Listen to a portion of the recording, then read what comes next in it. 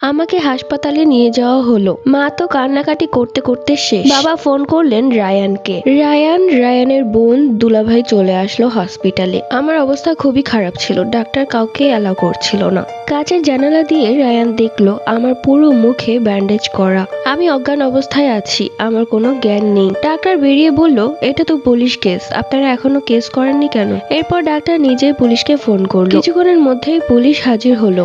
এরপর অনেকগুলো প্রশ্ন ছুড়ে দিলেন পুলিশ আমার বাবার মুখে। আমার বাবা সোজাসাপটা বলে দিল এগুলো সব করেছে তুষার, কেননা বিয়ে ভাঙার পর থেকে আমার মেয়ের পেছনেই লেগেছিল সে। এইদিকে রায়ানের বোন এবং দুলাভাইয়ের মাঝে একটু পরিবর্তন দেখা গেল। অবশ্য কেউই চাইবে না যে তার ভাইয়ের সাথে এরকম একটা মেয়ের বিয়ে হোক, যার চেহারার ডাইসই পাল্টে গেছে। আর আমার এমন অবস্থা হয়েছিল যে বাঁ সাইডের চোখটাই গলে পড়ে গেছে, একটা চোখ দিয়ে কোনো রকমে দেখতে পাই, আর মুখের পুরো চামড়াটাই যে গলে গেছে, আরেক সাইডে থুতনির হাড় বেরিয়ে গেছে। রায়ানের বোন এবং দুলাভাই রায়ানকে বোঝাতে লাগলো, দুনিয়াতে আরো অনেক মেয়ে আছে সুন্দর, তুমি বিষয়টা এখনই ক্লোজ করে দাও। এই মেয়ের পুরো চেহারাটাই বাদ হয়ে গেছে, এখন কেস হবে, মামলা হবে, সেই ছেলেকে নিয়ে দৌড়াদৌড়ি। এই মেয়ের সাথে বিয়ে হলে আমাদেরকে অনেক ঝামেলায় পড়তে হবে।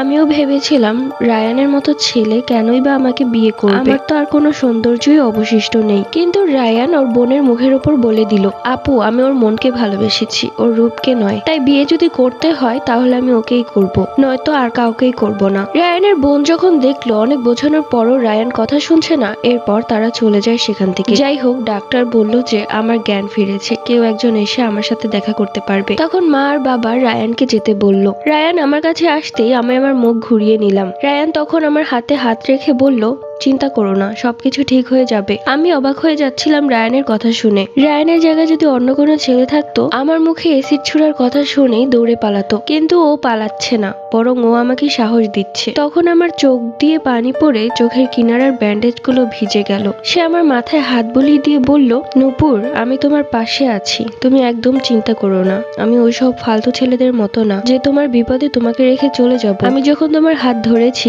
সারা জীবন ধরে রাখবো। ওইদিকে তুষার পালিয়েছে, সে গোপালগঞ্জের খুব ভেতরে একটা গ্রামে লুকিয়ে আছে। ওইটা ওর এক আত্মীয়র বাড়ি। যখনই ও ফোন অন করেছে তখনই পুলিশ ওর লোকেশন পেয়ে যায় আর ওকে ধরে ফেলে। আদালত ওকে 10 বছরের জেল দিয়েছে। ওর মা বড় ভাই এসে আমার কাছে মাফ চাইতে লাগলো, ও ভুল করে ফেলেছে, আমি যেন মামলাটা তুলে ফেলি। আমি তাদেরকে বললাম, এটা ভুল নাকি অপরাধ? আজকে যদি আমি আপনার ছেলের উপর এসিড ছুঁড়ে মারতাম তাহলে কি আপনি ওকে ছেড়ে দিতেন? তখন তারা আর কিছু বলতে পারে না, সেখান থেকে চলে যায়। আস্তে আস্তে সময় কাটতে লাগলো, আমি কিছুটা সুস্থ হয়ে গেলাম। আমার মুখে অনেকটাই ক্ষত আছে, সবসময় আমি আমার মুখ ঢেকে রাখতাম। রায়ানের বন্ধু দুলাভাই রাজি না এই বিয়েতে, কিন্তু রায়ান আমাকে কাজী অফিসে নিয়ে বিয়ে করে ফেলে।